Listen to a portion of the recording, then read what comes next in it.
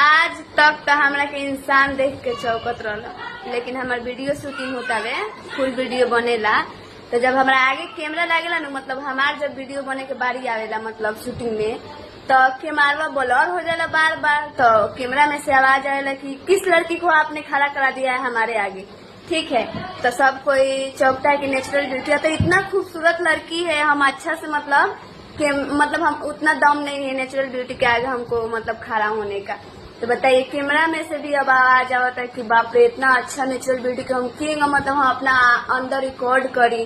तो सब लोग चौक गए रहे, कैमरा के समझावे कि देखी नेचुरल ब्यूटी है, ऐसे कोनो प्रॉब्लम नहीं है, रौरा हिम्मत बांधे के पड़ी। कैसे कि मतलब अब इंसान भी चौकत रहा, अब रौरो चौके नेचुरल ब्यूटी के देख के तो ये अच्छा बात नहीं है। तो हम कहें कि गजब हाल भगवान हमें कितना सुंदर काहे बनल। बात करिए तो नहीं कि तो किने ना